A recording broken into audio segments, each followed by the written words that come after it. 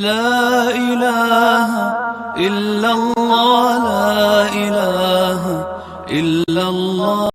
السلام علیکم ورحمۃ اللہ وبرکاتہ، نحمدہ ونصلی علی رسولہ الکریم، اما بعد فاعوذ باللہ من الشیطان الرجیم، بسم اللہ الرحمن الرحیم، رب اشرح لی صدری ویسر لی امری واحلل عقدۃ من لسانی یفقہوا قولی۔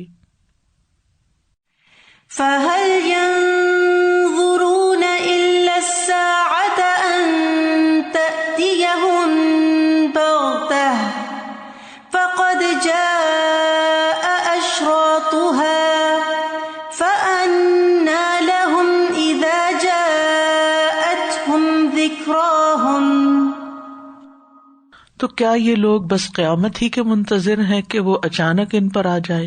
اس کی علامتیں تو ظاہر ہو چکی ہیں، جب وہ خود ہی آ جائے گی تو ان کے لیے نصیحت حاصل کرنے کا موقع کہاں باقی رہے گا۔ تو گویا ہمیں قیامت کا ہی انتظار نہیں کرنا چاہیے، اس کی نشانیوں کو دیکھ کر یقین کر لینا چاہیے کہ وہ دن قریب ہی ہے، اور اس سے پہلے کہ وہ دن آ جائے ہم اس سے نصیحت حاصل کریں اور اپنی اصلاح کر لیں۔ قرآن مجید میں سورۃ الفرقان کی آیت نمبر 11 میں اللہ سبحانہ وتعالی قیامت کو جھٹلانے والوں کا انجام بتاتے ہیں۔ ارشاد باری تعالیٰ ہے، بل كذبوا بالساعة وأعتدنا لمن كذب بالساعة سعيرا۔ بلکہ انہوں نے قیامت کو جھٹلا دیا ہے اور انہیں اس کے لیے جو قیامت کو جھٹلائے ایک بھڑکتی ہوئی آگ تیار کر رکھی ہے۔ یعنی قیامت کا انکار کوئی معمولی چیز نہیں۔ قیامت کا یقین کرنے کے لیے اس کی نشانیوں کو دیکھ کر یقین کر لینا چاہیے کہ اگر نشانیاں واقع ہو رہی ہیں تو قیامت بھی واقع ہوگی۔ اس کو محض اپنے ظن و تخمین کی بنا پر جھٹلایا نہیں جا سکتا، اور اگر کوئی جھٹلاتا ہے تو پھر اس کی جزا، اس کی سزا بھڑکتی ہوئی آگ ہے، جہنم ہے۔ اہل مکہ قیامت کو کیوں جھٹلاتے تھے؟ محض اناد کے طور پر، نبی صلی اللہ علیہ وسلم سے حسد کی بنا پر، تکبر کی بنا پر کہ آپ کے پاس یہ نبوت کیوں آ گئی، آپ ہمیں اس راہ کی طرف کیوں بلا رہے ہیں، یا پھر اس بنا پر کہ وہ چیز سامنے نظر نہیں آتی، وہ غیب سے تعلق رکھتی ہے۔ تو اللہ سبحانہ وتعالیٰ فرما رہے ہیں کہ اگر کوئی شخص اس بات کو جھٹلاتا ہے تو پھر قیامت کے دن اس کو برا انجام دیکھنا ہوگا۔ یہاں ایک ہی آیت میں 2 دفعہ الساعہ کی تکرار ہے، اور ایسا کرنا مبالغے کے لیے ہے، ایک طرح کی ڈانٹ ہے۔ قیامت کے دن پر ایمان لانا ہم سب کے لیے ضروری ہے۔ قرآن مجید میں اللہ سبحانہ وتعالیٰ جگہ جگہ پر اللہ پر ایمان لانے کے ساتھ ساتھ قیامت پر ایمان لانے کا ذکر کرتے ہیں۔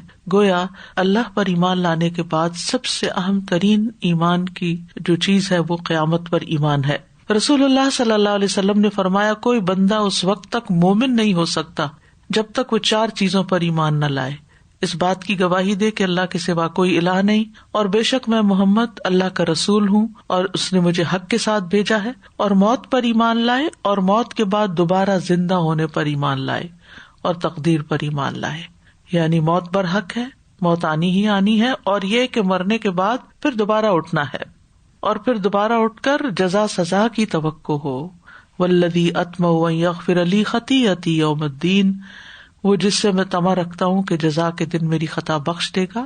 یعنی اس دن کی سزا پر بھی اور اس دن کی جزا پر بھی پورا یقین ہونا چاہیے، اور اس کے مطابق زندگی گزارنی چاہیے، اور اس سے دعا کرتے رہنا چاہیے، کیونکہ آخرت پر ایمان کے بغیر انسان کے اعمال بھی قبول نہیں، چاہے کوئی شخص کتنے ہی بڑے بڑے نیکی کے کام کیوں نہ کر رہا ہو۔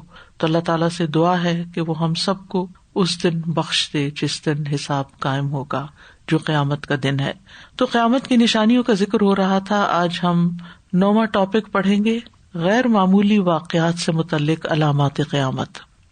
یعنی دنیا کا نظام جو ہے وہ ایک ترتیب کے ساتھ چل رہا ہے، لیکن جب اس ترتیب میں خلل آئے اور ان یوزول چیزیں نظر آنے لگیں تو سمجھیں کہ یہ بھی قیامت کی علامات میں سے ہے، جن میں سے ایک ہے کثرت سے بارش ہونا۔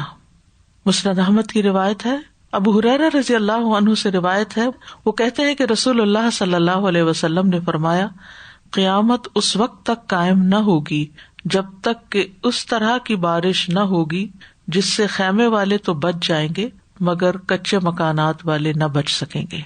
یعنی مکانات کو تباہ کر دے گی لیکن خیمے پھر بھی بچ جائیں گے. یہاں پر حدیث کے جو عربی کے الفاظ ہیں اس میں بیوت المدر استعمال ہوا ہے اور بیوت الشعر. مدر کہتے ہیں کچے مکانات جو کچی اینٹوں اور گارے مٹی سے لیپ کے بنائے جاتے ہیں, جیسے گاؤں وغیرہ میں ہوتے ہیں, کچی اینٹیں اور کچا گارا جو بارش سے پانی سے پگھل بھی جاتا ہے. اور بیوت الشعر اونٹ یا دیگر جانوروں کی کھالوں سے بنائے ہوئے خیمے. یعنی شعر بال کو کہتے ہیں نا, کہ اونٹوں کی کھال جو ہوتی ہے وہ بہت سخت ہوتی ہے, ڈیوریبل ہوتی ہے, تو اس کھال کے اوپر جبکہ بال بھی لگے ہوئے ہوں تو وہ اور بھی زیادہ اس کے اندر اسٹیبلٹی آ جاتی ہے. عرب لوگ اس کھال سے خیمے بنایا کرتے تھے.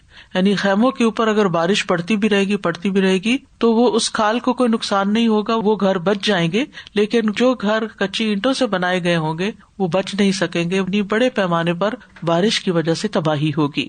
تو اس سے یہ پتہ چلتا ہے کہ بارش فائدہ دینے کی بجائے نقصان دے گی. عام حالات میں بارش کا فائدہ ہوتا ہے اور زمین طرح طرح کے خزانے اگلتی ہے, لیکن یہ بارش عام روٹین کی بارش سے کہیں زیادہ ہوگی نہیں. ہر سال بارشوں کا موسم آتا ہے, بارشیں ہوتی ہیں, فلڈز بھی آ جاتے ہیں, لیکن یہ ہے کہ بعض اوقات بے موسمی بارشیں بھی ہوتی ہیں اور قیامت کے قریب ان کی کثرت ہوگی اور پھر اتنی زیادہ کہ جس سے بڑے پیمانے پر نقصانات ہوں.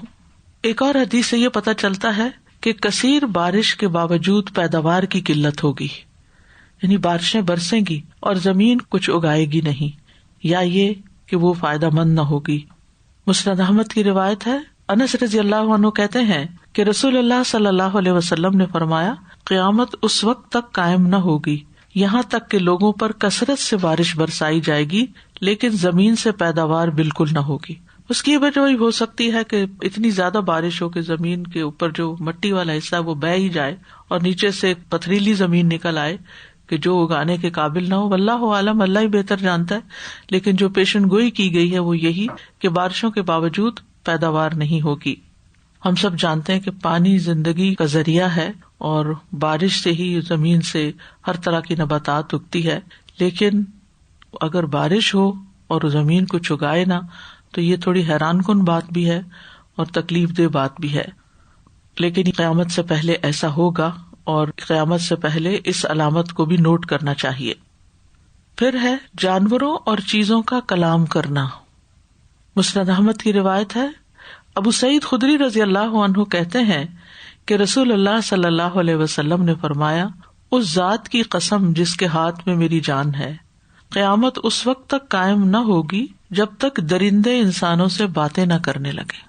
یعنی ہو سکتا ہے کہ درندوں کے ساتھ انسانوں کا کمیونیکیشن بڑھ جائے اور انسان ان کو بھی ٹیم کر لے اور ان کو بھی اپنی زبانیں سکھا لے اور پھر ان سے بات چیت کرے.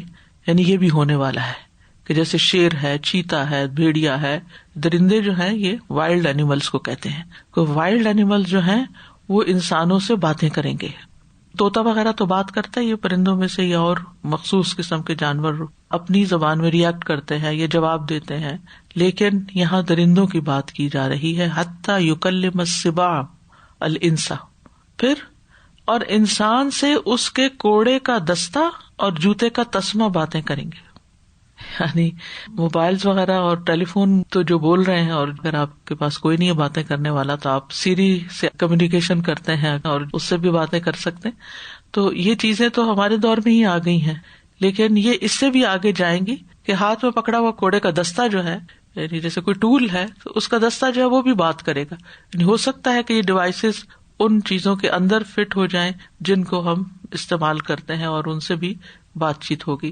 اور جوتے کا تسمہ بھی, یعنی اسپائی کرنے کے لیے بھی اور بات کرنے کے لیے بھی اور انفارمیشن اکٹھی کرنے کے لیے. آج کل آپ دیکھیں جو خفیہ کیمرے ہیں وہ ایسی ایسی جگہوں پر لگا دیے جاتے ہیں کہ جس سے بہت سی معلومات جو ہے وہ کہاں سے کہاں پہنچ جاتی ہیں. اور پھر انسان کی ران بتائے گی. فخذ کہتے ہیں ران کو, ٹانگ کا یہ اوپر والا حصہ, کہ اس کے پیچھے اس کے اہل خانہ نے کیا کیا. یعنی بعد میں جب وہ گھر سے نکل آیا تو گھر والے کیا کر رہے تھے.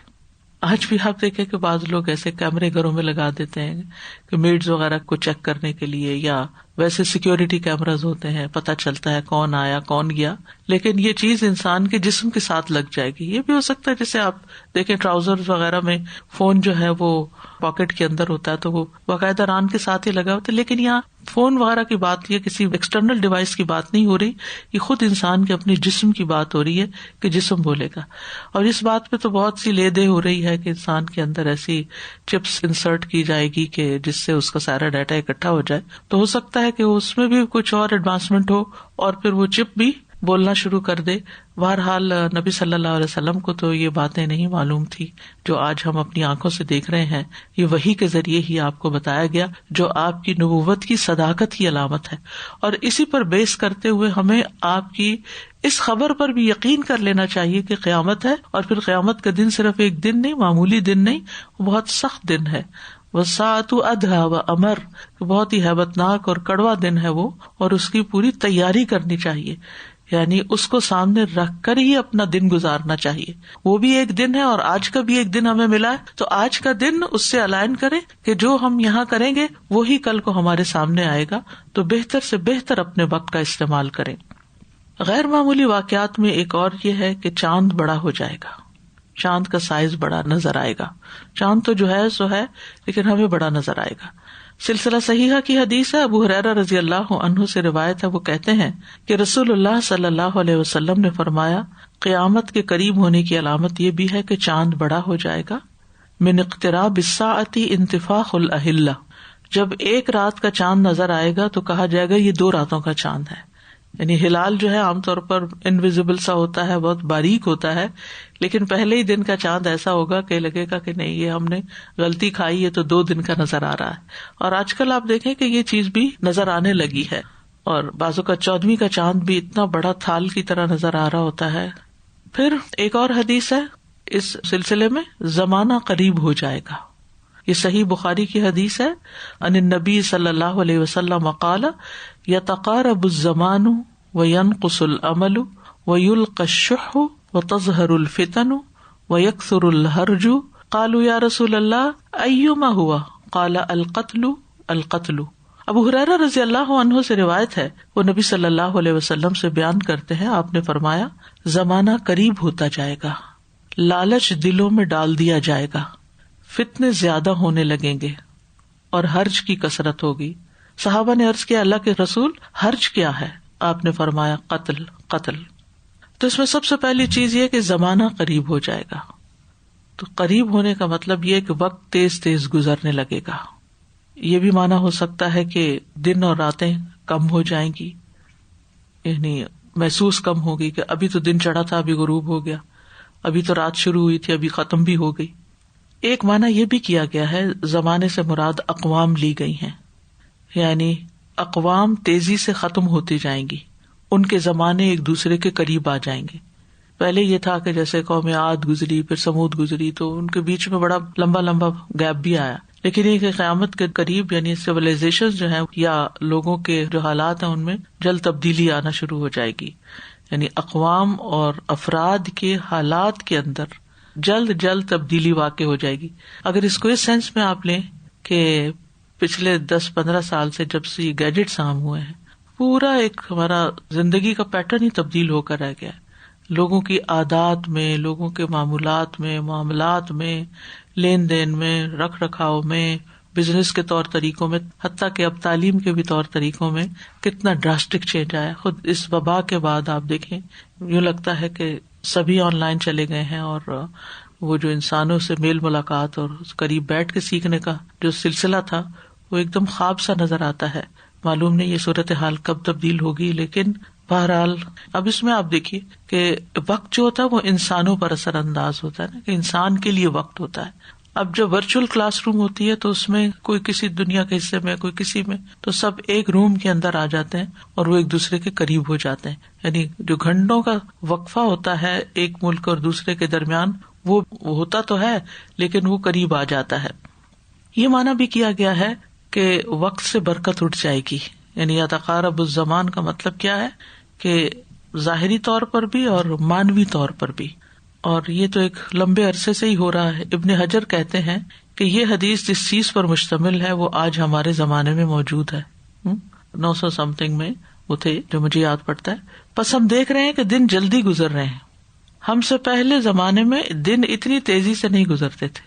मुझे याद है जब मैं छोटी थी तो दोपहर के वक्त बाकायदा आराम किया जाता था खाने के बाद, और एक तवील दोपहर होती थी और वो दोपहर तवील लगा करती थी. अब आप देखें कि आजकल जो जून के दिन हैं कितने लंबे हैं, लेकिन इसके बावजूद इनकी तवालत महसूस नहीं होती. फिर भी जब दिन खत्म होता तो यूं लगता है कि ओह वक्त चला गया. और दूसरा माना इसका ये भी लिया गया है कि इससे मुराद ये है कि हर चीज से बरकत छीन ली जाएगी, यहाँ तक कि वक्त से भी बरकत छिन जाएगी, और ये कुर्ब क़यामत की अलामतों में से है. अब सैकड़ों साल पहले अगर ये ख्याल था उनका, तो आप सोचिए कि उससे कितने गुना ज्यादा अब इन चीजों की बरकत कम हो गई है. तो बहरहाल दिन और हफ्ते और महीने और साल पे साल गुजर जाते हैं, और फिर आप देखिए कि जितनी फास्ट लाइफ हो गई है उस एतबार से भी यूं लगता है कि एक दौड़ है और वक्त कम है. यानी पहले इतनी सहूलतें नहीं होती थी, लेकिन फिर भी लोग आपस में मेल मुलाकात के लिए, कुछ काम काज के लिए, हत्ता कि ख्वातीन कढ़ाई सिलाई के लिए भी अपना वक्त निकाल सकती थी. लेकिन आज हर तरह की वॉशिंग मशीनें भी हैं और डिश वॉशर्स भी हैं और कुकिंग रेंज भी हैं और सब चीजें हैं जिसके जरिए काम कम वक्त में हो जाते हैं. लेकिन इसके बावजूद फुर्सत नाम की चीज नहीं है, मसरूफियत अपनी जगह बरकरार है. इब्न बास कहते हैं कि इसकी शरह ये हो सकती है कि जो आज हमारे जमाने में वाक़े हो चुका है कि हवाई जहाजों, गाड़ियों और रेडियो और इस तरह के दीगर आलात की इजादात की वजह से शहर और बर्रे आज़म एक दूसरे के करीब आ गए हैं, यानी लोग एक दूसरे के करीब आ गए हैं. और ये भी कहा जाता है कि इससे मुराद लोगों की उम्रों का कम होना है. जैसे नूह अलैहिस्सलाम 950 साल या 1000 साल जिए थे, तो आज के जमाने में इतनी उम्र नहीं. हजरत सलमान फारसी के बारे में आता है कि उनकी उम्र 200 साल थी. इसी तरह हजरत याकूब की उम्र, हजरत इब्राहिम अलैहिस्सलाम की उम्र, यानी लंबी उम्रें थी. एवरेज जो थी वो 100 साल या उससे भी ज्यादा. लेकिन आज के दौर में आप देखें कि एवरेज क्या है. आपने फरमाया मेरी उम्मत की जो उम्र है वो 60 से 70 साल के बीच में होगी, तो उसके मुकाबले में तो कहीं कम हो गई. खाल कहीं कहीं कोई शख्स है जो 100 तक जाता है या 100 से ऊपर जाता है. वो उंगलियों पे गिने जा सकते हैं ऐसे लोग जिनकी इतनी लंबी उम्र हो. तो इससे ये माना भी लिया गया है. इमाम नववी कहते हैं कि जमाने के छोटा होने से मुराद है कि इसमें बरकत नहीं होगी. मिसाल के तौर पर हमारे एक दिन से फायदा उठाने की मिकदार एक घड़ी से फायदा उठाने की मिकदार के बराबर होगी. यानी वक्त से फायदा कम उठाया जा पाएगा, यानी वक्त होते हुए भी ऐसे लगेगा जैसे कुछ किया नहीं. और मेरे ख्याल है ये हम में से हर एक की फीलिंग है कि अभी कुछ किया नहीं, कुछ करने की जरूरत है. एक इत्मीनान की कैफियत नहीं है कि दिन जिन कामों में भी गुजरता है उन कामों को करने के बाद सेटिस्फेक्शन नहीं होती कि हमने कुछ अचीव किया है. चाहे कितने भी घंटे इंसान को मिल जाए और कई कई काम भी इंसान कर ले तो यूं ही लगता है जैसे अभी कुछ नहीं किया. तो ये भी एक माना किया गया है. फिर इसी तरह ये कि ज़राए आमदोरफ्त और मवासलात में तरक्की, और फिर ये भी कि आपस में राब्ता जल्द, यानी वक्त करीब आ गया, राब्ते जल्दी हो जाते. पहले होता था कि एक खत लिखा जाता था जो एक अगर ऊंट पे या घोड़े पे भेजा जा रहा तो महीने बाद पहुंचेगा, या कहीं कोई एक वाकया हुआ या हादसा हुआ है तो उस हादसे की खबर किसी दूसरे इलाके में जब कोई जाएगा तो पहुंचेगी, अदरवाइज कोई जरिया नहीं था. तो फासले और वक्त बहुत दूर दूर था. लेकिन अब ये है कि इधर कोई चीज होती है और उधर फौरी तौर पर चंद लम्हों के अंदर उसकी खबरें दूसरी जगहों पर पहुंच जाती हैं. दूसरी चीज ये कि जिस तरह वक्त बेबरकत हो जाएगा ऐसे ही वयनकुसल अमल, अमल कम हो जाएगा. और अमल से मुराद यहाँ नेक अमल या प्रोडक्टिव काम जो इंसान किसी के फायदे के लिए करे.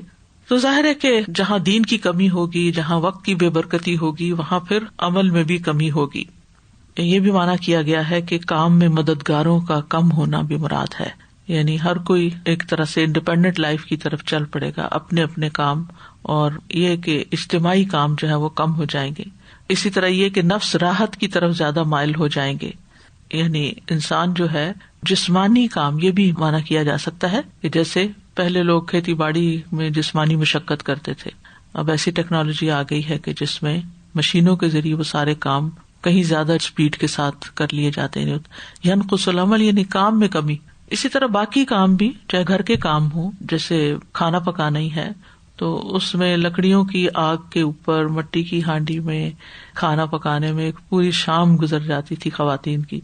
اور اب آپ دیکھیں کہ جس طرح ہر چیز فروزن اور پیک مل جاتی ہے اور جھٹ پٹ پکانے کے طریقے بھی ایجاد ہو گئے ہیں، تو وہ ٹائم کی جو لینتھ ہے وہ کم ہو گئی ہے. ینقص العمل، اس کا یہ مطلب نہیں کہ اوور آل کام ہی ختم ہو گیا، لیکن کام کم ہو جائیں گے، جسمانی کام جیسے، جسمانی مشقتیں جیسے.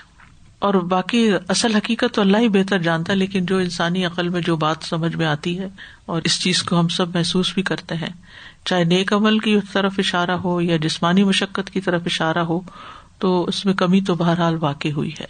پہلے جب گاڑیاں نہیں ہوتی تھی، لوگ پیدل بہت سا سفر کرتے تھے، جانوروں کے اوپر سواری کرتے تھے، تو ان سب چیزوں میں مشقت بھی تھی اور بہت دیر لگتی تھی کام ختم ہونے میں. اب ہر چیز کے شارٹ کٹس آ گئے. وَيُلْقَى الشُّحُّ، شح دل کی تنگی، بخل اور حرص جب کٹھا ہو جائے تو شح بن جاتی ہے. دلوں میں شح ڈال دی جائے گی اور ہر ایک کے حالات اس سلسلے میں مختلف ہوں گے. یعنی جس شخص کے پاس جو علم ہوگا یا ہنر ہوگا وہ اسے دوسروں کو بتانے میں تنگی سے کام لے گا، یعنی خوشی سے نہیں بتائے گا.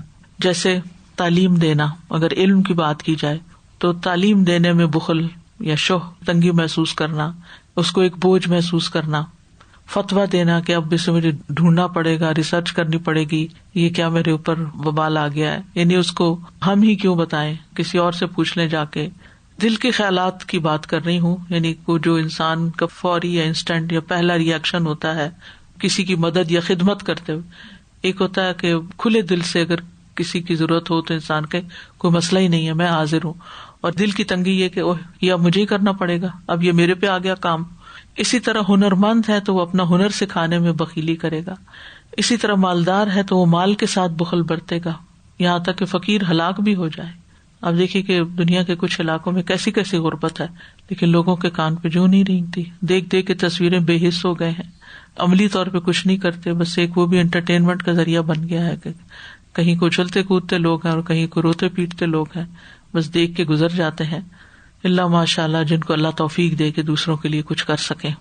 پھر ہے وَتَظْهَرُ الْفِتَنُ، فتنوں کی کثرت ہو جائے گی. اس پر ہم الگ سے انشاءاللہ ٹاپک بنائیں گے اور اس میں تفصیل سے دیکھیں گے کہ کون کون سے فتنے ہو گئے ہیں. ابن بطال کہتے ہیں تمام علامات جن پر حدیث مشتمل ہے ہم نے کھلی آنکھوں سے دیکھ لی ہیں. یعنی ہر دور کے لوگ ان کو اپنے دور کے حساب سے دیکھ رہے ہیں. علم کم ہو گیا ہے، جہالت ظاہر ہو گئی ہے، دلوں میں بخل ڈال دیا گیا ہے، فتنے عام ہو گئے ہیں، قتل بڑھ گیا ہے.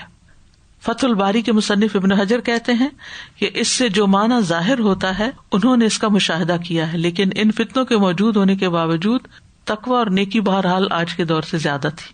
پھر اسی طرح یہ ہے کہ صحابہ کے بعد جو بھی دور آتا ہے، جیسے تابعین ہے، پھر اس کے بعد تبع تابعین اور پھر علماء اور دیگر، تو ہر صدی گزرنے کے بعد جو اگلی صدی ہوتی ہے اس میں یہ چیزیں اور زیادہ نمایاں ہونی شروع ہو جاتی ہیں، حتیٰ کہ جتنا اینڈ آف ٹائمز قریب ہوگا قیامت کے اس میں یہ علامات اور زیادہ شدت سے ظاہر ہو جائیں گی. نبی صلی اللہ علیہ وسلم نے فرمایا، صحیح بخاری میں ہے، صبر کرو کیونکہ بعد میں آنے والا دور پہلے دور سے بدتر ہوگا یہاں تک کہ تم اپنے رب سے جا ملو. یعنی ہر آنے والا دور پہلے دور سے بدتر ہی ہوگا. پھر آپ صلی اللہ علیہ وسلم نے یہ بھی فرمایا، قیامت اس وقت تک قائم نہ ہوگی جب تک زمانہ قریب نہ ہو جائے، چنانچہ سال مہینے کی طرح، مہینہ ہفتے کی طرح، ہفتہ دن کی طرح، دن گھنٹے کی طرح اور گھنٹہ چنگاری سلگنے کے بقدر رہ جائے گا. یہ بھی وہ تقارب الزمان کی ایک اور وضاحت خود حدیثی کے ذریعے ہو رہی ہے، لیکن اس کو آپ نے الگ طور پر بھی بیان فرمایا، اس لیے اس کا الگ ہیڈنگ رکھا ہے. وہاں ہے زمانہ قریب آ جائے گا، یہاں ہے وقت تیزی سے گزرے گا.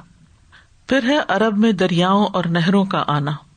ابو ہریرہ رضی اللہ عنہ سے روایت ہے کہ رسول اللہ صلی اللہ علیہ وسلم نے فرمایا، قیامت اس وقت تک قائم نہ ہوگی جب تک سرزمین عرب دریاؤں اور نہروں سے لبریز نہ ہو جائے. یعنی صحراؤں کے اندر بھی نہریں جاری ہو جائیں گی، پتھریلے پہاڑی علاقوں کے اندر سے بھی پانی نکل آئے گا. اور اس کا آغاز بھی ہو چکا ہے. اگر آپ کو ریسنٹلی دبئی جانے کا اتفاق ہو تو آپ دیکھیں کہ کس طرح وہاں آرٹیفیشل نہر تیار کی گئی ہے جو شہر کے اندر سے گزرتی ہے. پھر جزیرت العرب میں کاشتکاری کی جانا. جب پانی کی کثرت ہوگی تو پھر کیا ہوگا، پانی آئے گا تو سطح زمین پر نہروں کی شکل میں جاری ہوگا اور جب پانی آ جائے گا تو آس پاس کے علاقوں میں گھاس اور نباتات اگے گی، تا حد نگاہ چراگاہیں ہو جائیں گی. اور آج بھی آپ دیکھیں نبی صلی اللہ علیہ وسلم کے زمانے سے لے کر آج جو ہے وہ ان علاقوں میں ہریالی زیادہ نظر آتی ہے. نبی صلی اللہ علیہ وسلم کے زمانے میں مکہ کے اندر آپ کو شاید ہی کچھ ہریالی نظر آتی ہو، لیکن آج اگر آپ مکہ کے کسی بڑی سڑک سے گزرے تو یہ لگتا ہی نہیں کہ یہ مکہ ہے. مجھے بیچ میں ڈرائیو پہ جانے کا اتفاق ہوا تو ہر طرف سبزہ، ہر طرف سبزہ. تو یہ حیرت انگیز بات ہے کہ مکہ جو ہے ایک پتھریلی وادی ہے جس کی زمین جو ہے وہ خود سے کچھ نہیں اگاتی. ابراہیم علیہ السلام نے کہا تھا بواد غیر ذی زرع، کہ میں اپنی اولاد کو ایسی وادی میں بسا رہا ہوں جو کچھ اگاتی نہیں، لیکن آج آپ دیکھیں کہ وہاں کیا کچھ اگا ہوا ہے، حیرت ہوتی ہے. اسی طرح عرفات کے میدان میں درختوں کی کثرت ہے، مینا میں یہ سارے علاقے کبھی یہاں تصور بھی نہیں کیا جا سکتا تھا کہ یہاں کوئی پودا ہوگے، لیکن کس کثرت کے ساتھ یہ ساری چیزیں نظر آتی ہیں. اسی طرح یہ ہے کہ جزیرت العرب میں بہت سی خوراک جو ہے اب خود کاشت کر لی جاتی ہے، گندم ہو، سبزیاں ہوں، دیگر چیزیں ہوں. پھر ایک اور نشانی ہے دریائے فرات سے سونے کا پہاڑ برآمد ہونا اور قتل و غارت ہونا. رسول اللہ صلی اللہ علیہ وسلم نے فرمایا عنقریب دریائے فرات سے سونے کا ایک پہاڑ برآمد ہوگا. جب لوگ اس کے بارے میں سنیں گے تو اس کی طرف روانہ ہوں گے. پس جو لوگ اس کے پاس ہوں گے وہ کہیں گے کہ اگر ہم نے لوگوں کو چھوڑ دیا تو وہ اس سے سارے کا سارا لے جائیں گے. پھر وہ اس پر قتل و قتال کریں گے، پس ہر 100 میں سے 99 آدمی قتل کر دیے جائیں گے. اتنی بڑی لڑائی ہوگی اس سونے پر. صحیح مسلم میں ابو ہریرہ رضی اللہ عنہ سے روایت ہے کہ رسول اللہ صلی اللہ علیہ وسلم نے فرمایا قیامت نہیں آئے گی یہاں تک کہ دریائے فرات سونے کے ایک پہاڑ کو ظاہر کرے گا. اس پر لوگ آپس میں جنگ کریں گے، ہر 100 میں سے 99 لوگ 99 مارے جائیں گے، اور ان لڑنے والوں میں سے ہر کوئی کہے گا شاید میں ہی بچ جاؤں گا، یعنی میں بچ گیا تو سارے سونے کا مالک میں بن جاؤں گا. لیکن یہ ہے کہ میجورٹی ان کی قتل کر دی جائے گی. تو یہ تھے چند غیر معمولی واقعات جن کا ذکر احادیث میں ملتا ہے کہ جو قرب قیامت میں ظاہر ہوں گے، اور یہ قیامت کے آنے کی نشانیوں میں سے ہے. جی استاذہ جی، کافی ساری چیزیں تو آپ نے خود ہی ایڈ آن کر دی جو ہمارے بھی ذہنوں میں آ رہی تھی. مثلاً یہی ڈیوائسز وغیرہ کی بات اور یہ ساری چیزیں تو سب کچھ جیسے آج بھی ہو رہا ہے. بس ایک سوال بارش کے حوالے سے تھا کہ یہ جو تھا نا کہ مکان بہہ جائیں گے لیکن ٹینٹس جو ہیں وہ قائم رہیں گے، تو یہ ون سنگل ٹائم کی بات ہے یا جیسے ہوتی رہیں گی؟ حدیث سے یہ پتہ تو نہیں چلتا، لیکن بارشوں کی بھی نہیں، صرف ایک دفعہ کی نہیں ہے، تو ون آفٹر اندر جیسے مسلسل والی بات. اور یہ جو دریائے فرات سے سونے کا پہاڑ، یہ لٹرلی سونے کا پہاڑ ہی ہوگا، لیکن اس کو سمبولک نہیں کر سکتے. سمبولک نہیں کہہ سکتے. جی جزاک اللہ. بس آج میں یہ سوچ رہی تھی یہ ینقص العمل جو ہے، یہ بچے آج کل اتنے لیزی ہو گئے ہیں اور سہل پسندی اتنی زیادہ ہو گئی ہے لوگوں میں کہ محنت کا کام نہیں کوئی کرنا چاہتا. مینٹل میتھ کی بجائے وہ کیلکولیٹر کے اوپر سارا چل رہا ہوتا ہے، وہ ٹیبلز یاد ہی نہیں کیے جاتے. سازا ابھی دیکھنے کو آ رہا ہے کہ بہت سارے لوگ جو ہیں روبوٹکس کو اپنے اس میں لا رہے ہیں، اور انسانوں کی جگہ اب روبوٹس کام کریں گے، اور وہ باتیں کریں گے ان سے. وہ صرف باتیں نہیں، سارا کام کر لیں گے. وہ ان کے اندر اس طرح کی پروگرامنگ کی ہوئی ہے کہ ایک انسان سے بہت زیادہ گنا زیادہ کام کریں گے. انٹیلیجنسی بھی دی جائے گی ان کے اندر، اور وہ آپ کو ہر چیز یعنی بہتر طریقے سے کریں گے. پنکچوالٹی بھی ہوئے گی، کام میں بھی پرفارمنس اچھی ہوگی، نہ وہ تھکیں گے نہ وہ منع کریں گے. بس ان کے اندر جو فیڈ کر دیا جائے گا یہ وہی کہنا مانیں گے آپ کا. تو لوگ آہستہ آہستہ جو زمانہ جا رہا ہے وہ آفسوں سے اور فیکٹریز سے، بڑے بڑے کارخانوں سے لوگ ہٹ کے ریپلیس کر رہے ہیں، مشینز اور روبوٹس آ جائیں گے. بہت جگہ آ بھی گئے ہیں کافی سارے. یہ جو آپ کہہ رہی ہیں نا کہ ینقص العمل کی، بڑی اچھی بات آپ نے یاد کرا دی. مجھے یاد ہے جب میں پی ایچ ڈی کر رہی تھی تو کوئی ایک چھوٹی سی چیز بھی ڈھونڈنی ہوتی تھی تو کتابوں پہ کتابیں کھولنی پڑتی تھی، اور کھول کے سارے صفحے پلٹنے ہوتے تھے اور دیکھنا ہوتا تھا. اور کوئی حدیث ڈھونڈنی ہے تو وہ بھی آپ کو ایسے نہیں ملتی تھی، آپ کو فہرست ساری دیکھنی ہوتی، پہلے چیپٹر ڈھونڈنا ہوتا، پھر وہ حدیث ڈھونڈتے، پھر وہ اگر اس چیپٹر میں نہیں ملی تو پھر گیس کرتے تھے یہ اس چیپٹر میں ہو سکتی ہے. یعنی there was no other way الا یہ کہ آپ مستقل طور پر ان کتابوں کو پڑھتے رہے. تو ہمارے شیخ صاحب نے ہمیں یہ سکھایا تھا کہ حدیث ڈھونڈنے کا اچھا طریقہ یہ ہے کہ آپ کے پاس پاکٹ سائز کی بخاری اور مسلم ہو، اور جس وقت بھی آپ کو وقت ملے آپ صرف ورق گردانی کیا کریں تاکہ آپ کو اندازہ ہو جائے کہ مختلف احادیث کن کن ابواب کے تحت مل جاتی ہیں، تاکہ جب آپ کو سرچ کرنی ہو تو آپ جلدی ایکسس کر سکیں. بہت سارا وقت اس میں لگ جاتا تھا. تو بعض اوقات یہ ہوتا تھا کہ لائبریری میں پورا دن گزر جاتا تھا اور اینڈ آف دا ڈے کوئی چھوٹی سی چیز ملتی تھی جو کام کی ہوتی تھی. اور اب حال یہ ہے کہ میں ٹائپ بھی نہیں کرتی بلکہ صرف گوگل کے مائک پہ حدیث کا کچھ حصہ عربی کا بولتی ہوں اور وہ ساری سائٹس نکال کے صرف وہ حدیث نہیں، اس کی ٹرانسلیشن، اس کی شرح، جو آپ کو چاہیے وہ سب وہاں سے سامنے آ جاتا ہے. ینقص العمل، عمل کتنا کم ہو گیا. یعنی اگر میں ہفتہ بھر بھی کتابوں سے ڈھونڈوں تو وہ وقت جو ہے وہ کم ہے. لیکن اب یہ ہے کہ آپ 1 گھنٹے کے اندر جو آپ کو دیکھنا ہے، کرنا ہے، پڑھنا ہے وہ نکالیں. ان میں سے آپ کسی بھی حدیث کی شرح نکالیں اور دیکھتے جائیں علماء نے کیا کہا ہوا ہے. آپ کو لینگویج آنی چاہیے. باقی ایکسس مشکل نہیں رہا، اور اس ذخیرے میں دن بدن اضافہ ہوتا چلا جا رہا ہے. لنکس کی تعداد بڑھتی چلی جا رہی ہے. مجھے یاد ہے کہ 4 سال پہلے جو چیزیں مشکل ہوتی تھی ملنی، اب وہ سبحان اللہ علماء کے علاوہ اور اداروں کے علاوہ جو انڈیویجولز ہیں انہوں نے جو مختلف چیزیں تیار کی ہیں، کوئی پریزنٹیشنز ہیں، کوئی اور چیز ہیں، تو اس سرچ کے اندر وہ اگر صحیح ٹیگنگ انہوں نے کی ہے تو بہت سی ایسی چیزیں جو آپ سوچ ہی نہیں سکتے. کوئی ایجپٹ سے انیشیٹ ہو رہی ہے، اور کوئی یمن سے ہو رہی ہے، اور کوئی سعودی عرب سے ہو رہی ہے، اور کوئی کہیں سے، کوئی کہیں سے. ینقص العمل. لیکن پھر یہ ہے کہ علم کم ہو گیا ہے، پڑھنے والے کم ہو گئے اور ریسورسز بڑھ گئے، عمل کم ہو گیا. ینقص العمل. عمل کم ہونے میں یہ بھی استاذہ کہ آلدو یہ ساری چیزیں اویلیبل ہیں لیکن کتنے لوگ اس سے فائدہ اٹھاتے ہیں. یہ بھی ہے. الحمدللہ میں تو بہت خوش ہوتی ہوں کہ چلو مجھے موقع ملتا ہے. مجھ سے کافی لوگ کچھ سوال کرتے ہیں اور میں خود سے جواب نہیں دیتی، میں کوئی عالم سے، آپ یقین مانیں گے مجھے 5 منٹ کے اندر مل جاتا ہے اس کا جواب. پھر میں ان کو وہ لنک بھیج دیتی ہوں. کسی کو انگلش نہیں پڑھنے آتی تو میں اس کو اردو کا ٹرانسلیشن. لیکن میری خواہش ہوتی ہے کہ یہ لوگ خود سیکھیں. مطلب کچھ لوگ تو جینوئنلی وہ نہیں کر سکتے اور کچھ لوگوں کے اندر یہ طلب بھی نہیں رہی کہ ان کو جو ہے نا ہر چیز کی ہوتا ہے کہ ہمیں بس مل جائے. سستی.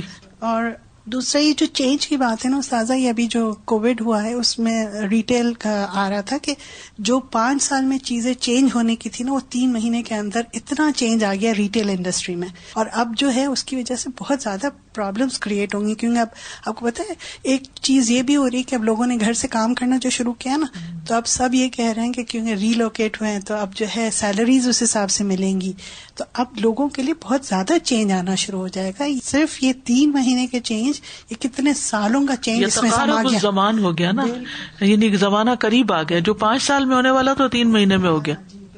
بس اللہ تعالیٰ ہمیں ان سب چیزوں سے سبق سیکھنے کی توفیق دے، اور ان سب نشانیوں سے اصل جو حقیقت ہے یعنی قیامت کا آنا برحق ہے اس پر ہمارا یقین پختہ ہو. یعنی سارے سبجیکٹ کو پڑھانے کا مقصد کیا ہے کہ قیامت پر ہمارا ایمان اور پختہ ہو اور اس کی تیاری مزید ہو. استاذ جی بس ایک بہت ہے پوائنٹ اس سے روبوٹک کے حوالے سے. نیورون سرجریز جو ہیں وہ زیادہ تک اب روبوٹس کیا کریں گے. اور میری فرینڈ کے ایک سن ان لا نیورولوجسٹ ہیں اور سرجریز کرتے تھے، تو ہانگ کانگ میں اسپیشلی ٹریننگ کے لیے وہ گئے ہوئے تھے. وہ یہاں سے کمپیوٹر پہ روبوٹ کو کنٹرول کریں گے سرجری کے لیے، اور وہ وہاں ہانگ کانگ میں وہ روبوٹ کے لیے سرجری کرے گا. سبحان اللہ. اور سادہ ابھی کھانا پکانے کی بات کر رہے تھے کہ پہلے آگ لگاتے تھے اور پھر یہ سارا کچھ تیاری ہو کے پھر کھانا بنتا تھا. اب تو ایک انسٹا پاٹ جو آ گیا ہے اس کے اندر سب چیزیں ڈالے ہیں، بٹن دبائے کیا بنانا ہے اس کا نام ڈال دیں، یا تو سوپ ہے یا آپ کی رائس کی چیز ہے یا وہ پلاؤ ہے یا واٹ ایور، آپ نے بٹن دبایا اور خود دوسرے کام کرنے لگے. تو اس وقت کا استعمال اگر کوئی اچھا کرنا چاہے تو بہت اچھی بات ہے کہ انسٹا پاٹ میں ڈالا اور دوسرا ایک اور کام کر لیا. لیکن واقعی یہ وہ بھی ہے کہ فیس بک پہ بیٹھ جائیں یہ بھی ہے، پھر بھی وقت کی کمی کا شکار ہے. اوہ ٹائم نہیں ہے. نمبر 10 اموات سے متعلق علامات قیامت، یعنی موت سے متعلق. اچانک موت. انس رضی اللہ عنہ سے روایت ہے کہ رسول اللہ صلی اللہ علیہ وسلم نے فرمایا قیامت کی نشانیوں میں سے یہ بھی ہے کہ چاند موٹا اور بڑا سامنے نظر آئے گا اور کہا جائے گا یہ تو 2 دن کا چاند ہے، اور یہ کہ مسجدوں کو گزرگاہ بنا لیا جائے گا، اور اچانک موت ظاہر ہوگی.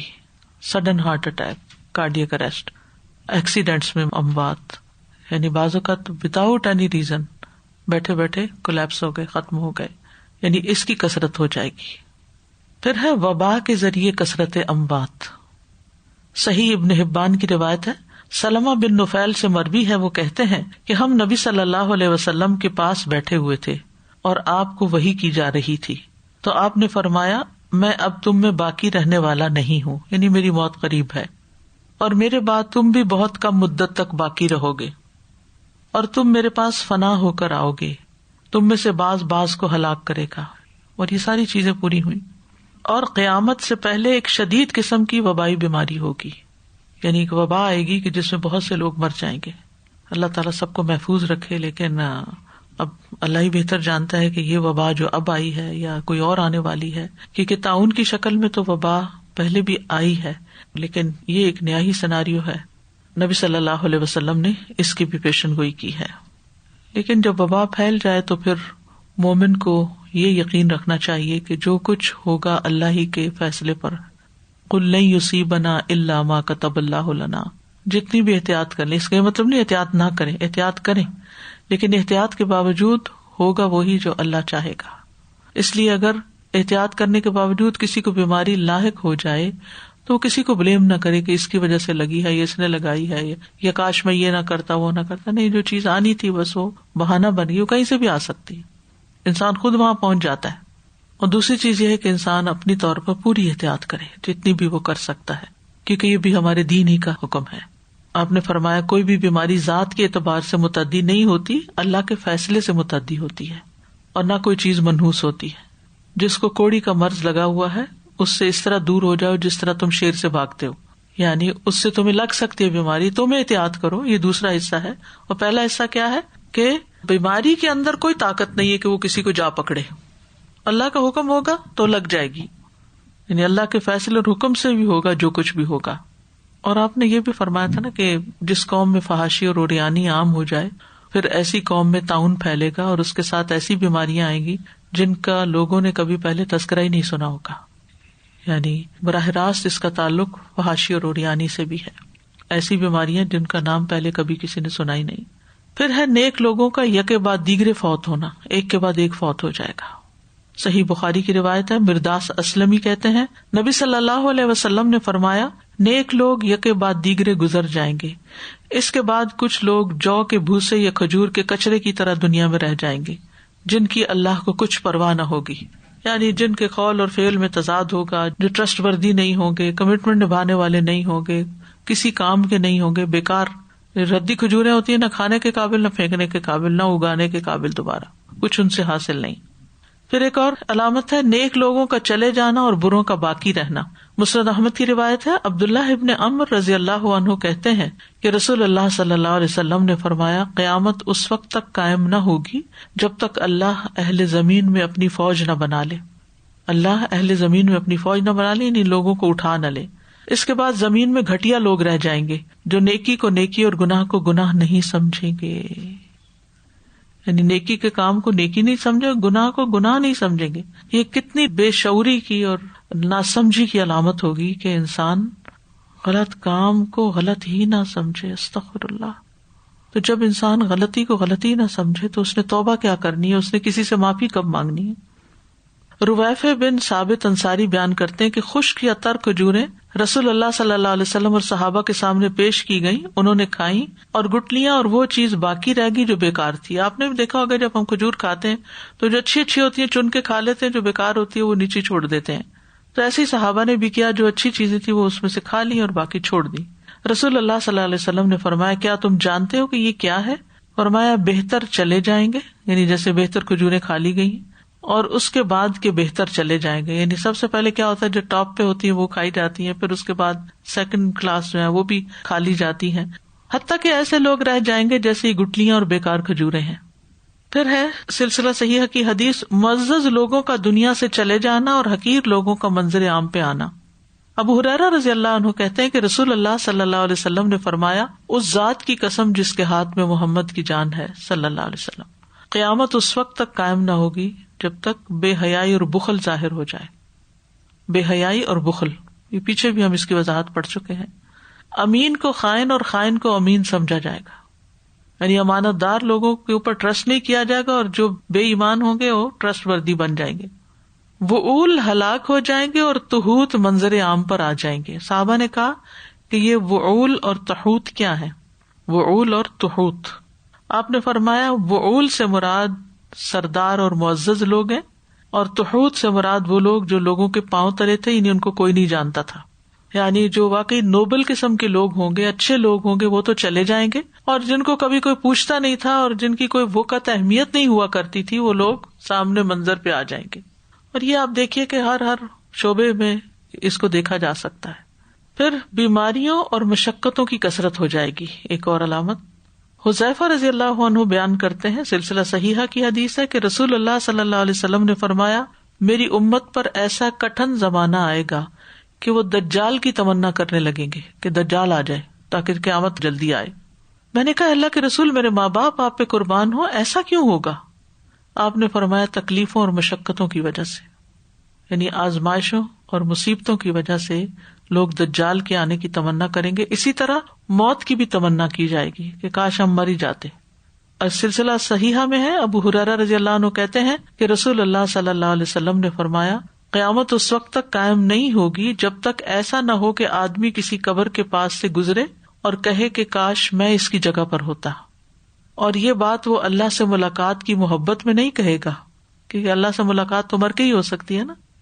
یعنی اس کا یہ مطلب نہیں کہ کوئی شخص دیندار ہوتے ہوئے یا اللہ کے تقرب کی دعا کرتے ہوئے دنیا سے جانا چاہے، بلکہ آزمائشوں اور مصیبتوں کی وجہ سے ستایا ہوا ہوگا تو مرنا چاہے گا.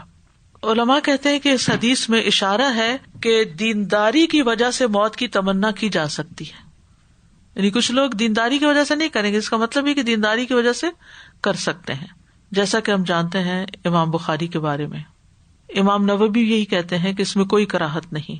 امام بخاری کا واقعہ یوں ہے کہ بخارا کے لوگوں نے امام بخاری پہ تہمت لگا دی کہ آپ قرآنی الفاظ کے مخلوق ہونے کے قائل ہیں، کہ قرآن اللہ کی کریشن ہے، جبکہ یہ غلط الزام تھا. تو یہ ایک تو جھوٹا الزام تھا، دوسرا اتنا اس کا ڈنڈورا پیٹ دیا گیا، اتنا اس کا پروپیگنڈا کر دیا گیا کہ شہر میں ایک ہنگامہ مچ گیا.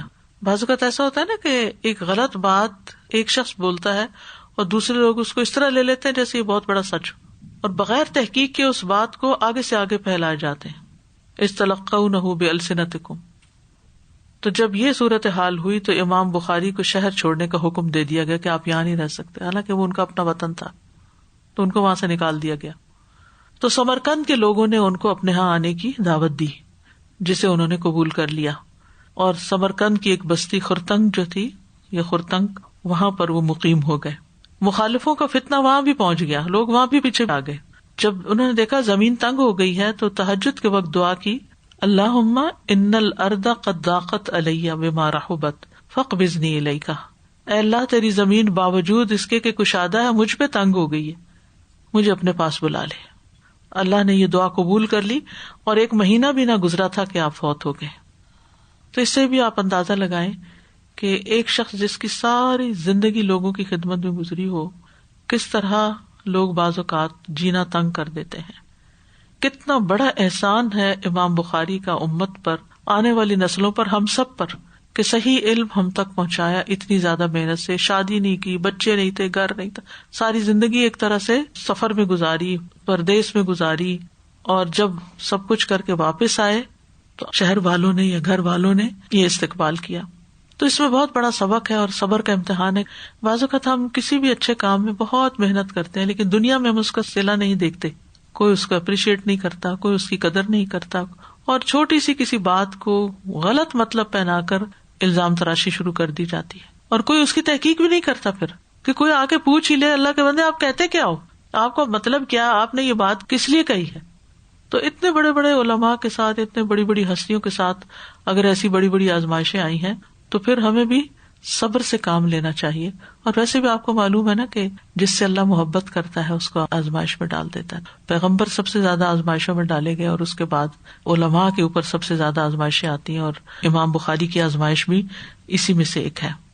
پھر ہے دین کے چلے جانے اور نافرمانیوں کی کثرت کی بنا پر موت کی تمنا کرنا.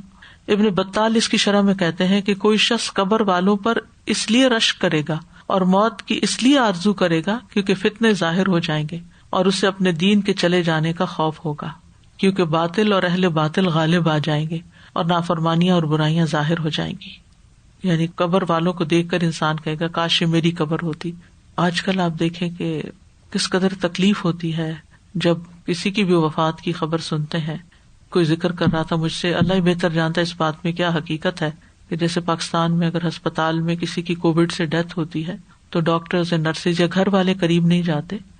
جیسے جمعدار ہوتے ہیں یا جو لو کلاس ورکرز ہوتے ہیں ان کو بھیج دیا جاتا ہے اور وہ کپڑے میں لپیٹ کے باکس میں ڈال کے کیل لگا کے اس کو قبرستان لے جاتے ہیں. نہ غسل ہے نہ کچھ ہے, اور پھر وہاں پر گھر والے یا چند لوگ جو ہے وہ اگر جنازہ پڑھیں یا دعا کریں تو ان کو اجازت ہوتی ہے. نہ شکل دیکھ سکتے ہیں, نہ آخری وقت میں کوئی کلمے کی تلقین کر سکتا ہے. اگر کسی کے اوپر ایسا کوئی تکلیف دہ وقت آ گیا ہو تو سکتا ہے ان کی شہادت ہی کی موت ہو, اور شہید کو اگر غسل نہ بھی دیا جائے تو ان کا مقام اور مرتبہ پتہ نہیں اللہ کے نزدیک کیا ہو. اور ہم صرف دنیاوی اعتبار سے دیکھ رہے ہیں کہ جیسے ہم نے موت کو بھی ایک شان و شوکت کی چیز بنا لیا کہ وفات کے وقت سارے بچے حاضر تھے, یہ بات کہی, ایسا ہوا ویسا ہوا, ایک لمبی سٹوری بنائی جاتی ہے نا ہمارے یہاں. اور پھر اس کے بعد یہ کہ فلاں فلاں نے جنازہ اٹھایا اور جنازے میں اتنے لوگ تھے اور یوں دفن ہوا اور یوں پھول چڑھائے گئے قبر پہ وغیرہ وغیرہ. یہ ساری چیزیں ختم ہو گئی. یعنی دنیاوی شان و شوکت اور رونق ختم ہو گئی مرنے والوں کے ساتھ, جو عموماً پیار کی وجہ سے, محبت کی وجہ سے لگائی جاتی. لیکن اس کا یہ مطلب نہیں کہ ان کا مقام اللہ کے نزدیک نہیں. یہ تو غیب کا علم ہے نا. اس لیے ہمیں توبہ کرنی چاہیے, کیونکہ یہ میرے علم میں آیا کہ کچھ لوگ پھر باتیں بھی بناتے ہیں کہ دیکھو کیا انجام ہوا, جنازہ بھی نہیں ہوا اور کیسی موت مرے. اس طرح کی کوئی بات ذہن میں بھی نہیں آنی چاہیے. ہو سکتا ہے اس کی شہادت کی موت ہو, نہیں غسل ہوا, نہیں تیمم ہوا, کوئی بات نہیں. آگے اگر قبر میں رونق ہے, خوشی ہے, اور آگے اللہ کے یہاں مقام ہے, اور اس بیماری کی وجہ سے سارے گناہ دھل گئے ہیں, تو اس سے بڑی اور کیا سعادت ہو سکتی ہے.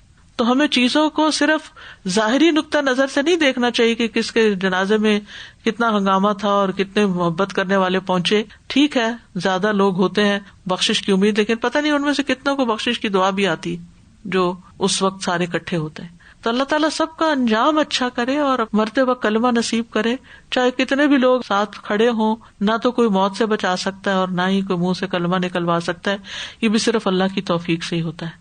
اگر ہم زندگی میں ذکر کرنے کے عادی ہیں تو اللہ تعالیٰ اس وقت بھی اپنا ذکر اپنی دی ہوئی توفیق سے منہ پر لے آئے گا. تو اس وقت کی تیاری کے لیے کلمے کی عام طور پر بھی تسبیح کرنی چاہیے اور کثرت کرنی چاہیے, تاکہ مرتے وقت منہ پہ جاری ہو جائے, منہ سے بولنا مشکل نہ, کیونکہ جو لفظ ہم زیادہ بولتے ہیں نا ان کی جو ادائیگی ہے وہ آسان ہوتی ہے جتنی زیادہ اس کی پریکٹس ہوتی ہے. تو بہرحال جو قبر میں ہوگا اس کے لیے لوگ تمنا کریں گے کہ کاش میری قبر ہوتی اور میں آج یہاں ہوتا, یا کسی کے جنازے پہ بہت اچھی دعا ہوئی ہو یا زیادہ جنازہ ہو تو لوگ عام طور پہ کہتے کاش میرا جنازہ ہوتا. تو بہرحال یہ قیامت کے قریب لوگوں کی حالت ہوگی. اللہ سبحانہ وتعالی ہم سب کا خاتمہ بخیر کرے. وآخر دعوانا ان الحمد للہ رب العالمین.